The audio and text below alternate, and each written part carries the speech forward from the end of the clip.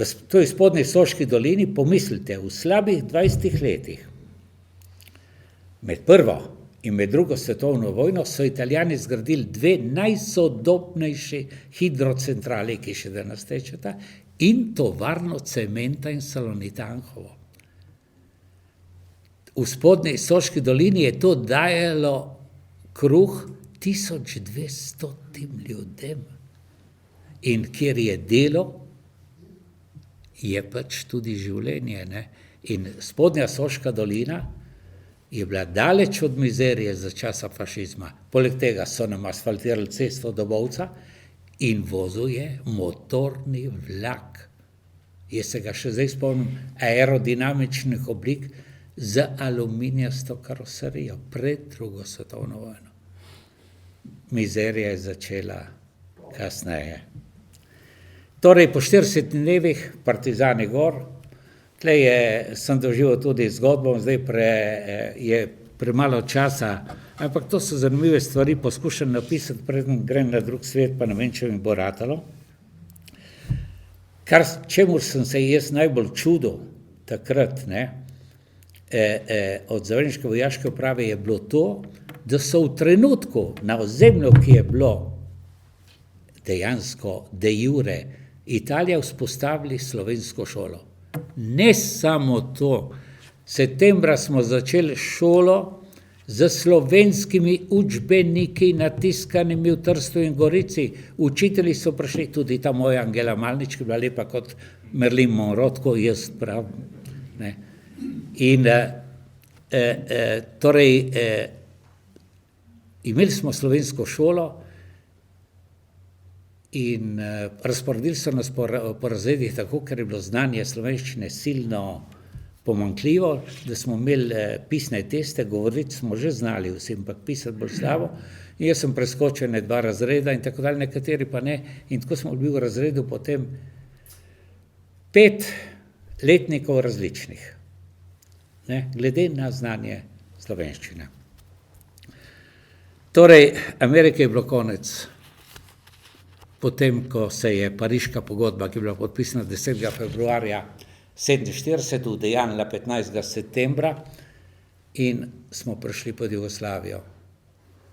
Da je vse skupaj čudno, je bilo že meni jasno v trenutku, ker je prišel en oficir partizanski in je v našo kavarno in rekel, vse to vzamem jaz, plačam. In moj tata je rekel, kako, kaj bom pa imel? Ne, pride potem jugoslovanska roba. Nikdar več je ni bilo. Ves štok medicinal, kampare, vse tisto, ampak so plačali. In celo to polprazno flašo so plačali, kot da je polna. Vse. Ampak lahko si predstavljate, kaj je bilo takrat za jugoslovanske oficirje dobiti nekaj takega, ne, ker njim se sanjalo ni, ne, tam, kjer so bili prej. Ja, in potem je prišla nacionalizacija.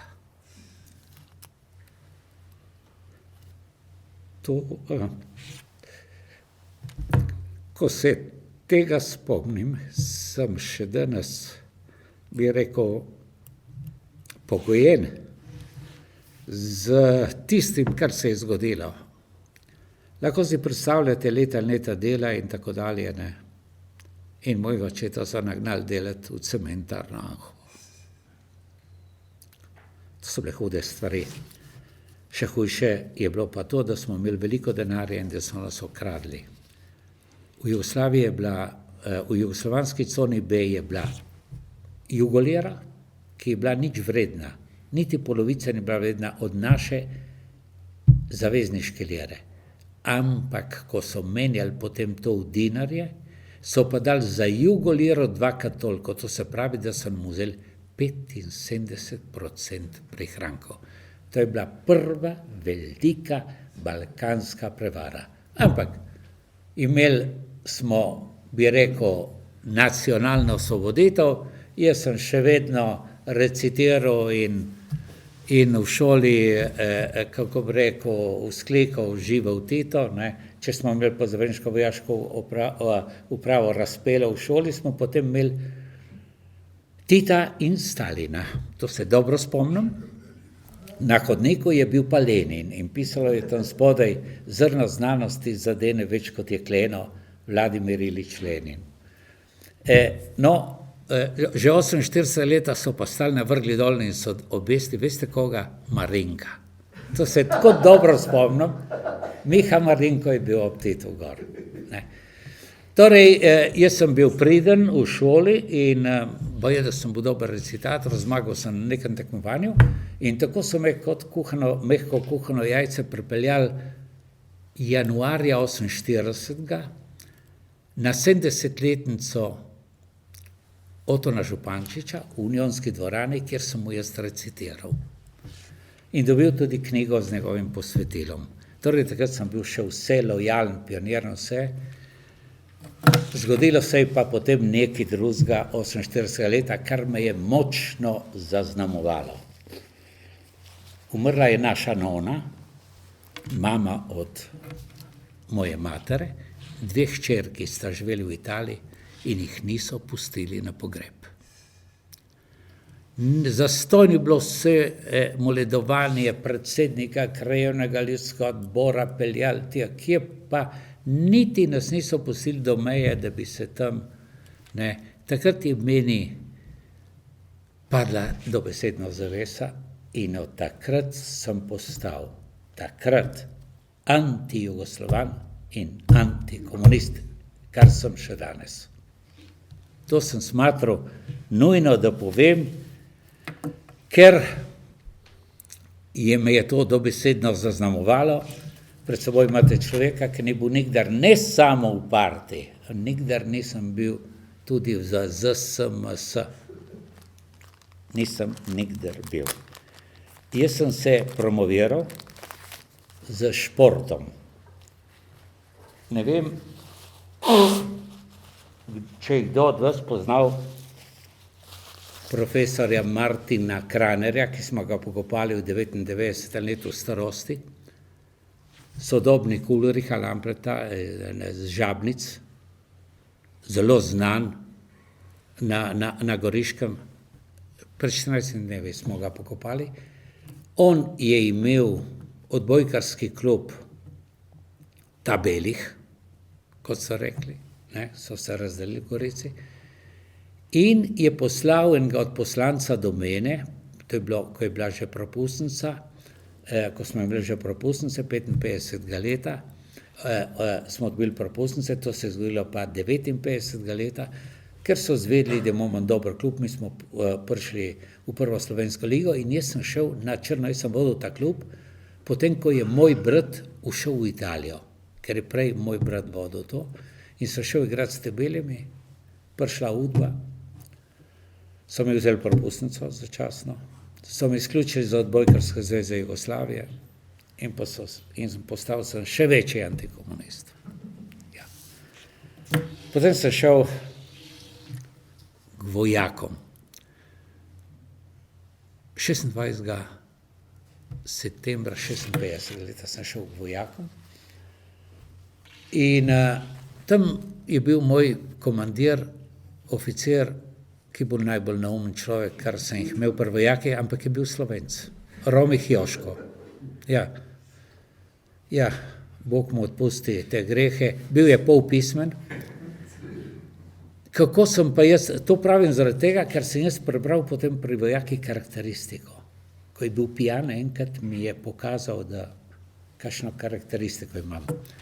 Pijan je bil pa zaradi tega, ker je igral z mano šah, ni znal pa igrati šaha, potem sem jaz najprej ga matiral, potem sem pa pogruntal, da moram začeti zgubljati in pa se igral z en šnops, sem se ga upijano in potem sem jaz ga nagovarjal, naj me spusti na nagradni dopust, ne, kak je rekel, ti imaš slabo karakteristiko, sem rekel, to vam ne verjamem, ne.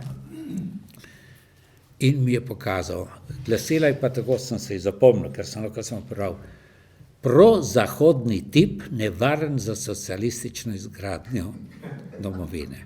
Ja, ni bilo enostavno imeti takšen nahrbtnik, veste, ni bilo enostavno. Ampak tako je bilo. A veste, kaj je mene rešilo? Moja tiskana pisava. Ko smo prišli vojakam, sta bili dve vprašanji, smo se postrojili, a še to moram povedati, ker je nekaterim zelo zanimivo. A veste, ko smo prišli vojaki, so nas nagnetili v eno ogromno dvorišče, krug, ko so oni rekli, ne, in september 56. leta in samo 10% približno nas je bilo v civilu. Pa vsi prašajo, kako, a oni so imeli že uniforme? Ne, ostali so bili v kožuhih. Verjemite mi, 90% približno, ampak več kot 3/4, sigurno jaz pravim kar 90%, ker smo bili tako redki, ki smo bili normalno civilno oblečeni. Jaz pa še v kavbojkah, ja, kar je bilo nekaj nedopustnega takrat.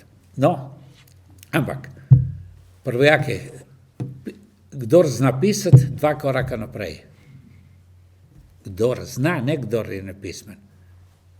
Tle pa ni bilo 10%. Jaz nisem mogel verjeti, da je nekaj takega.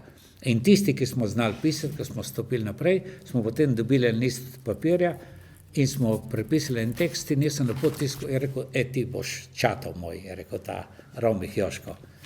In bom kmalu zaključil, tle ta pripoved me vedno razuname. Veste, da on je z mano govoril samo po srbo-hrvaško, ampak je govoril po slovensko, kadar sem jaz pisal njegovi mami pisma. On mi je diktiral in jaz sem mu pisal pisma. In je rekel, tisto, ki je bilo važno, je rekel, sad uzmi crvenu olovku i salenirom podvuci, ne, kar je bilo važno. Torej, primitivnost nepojemljive sorte, to je bil kapetan, ampak mi je pokazal karakteristiko. Dovolj o vojaščini.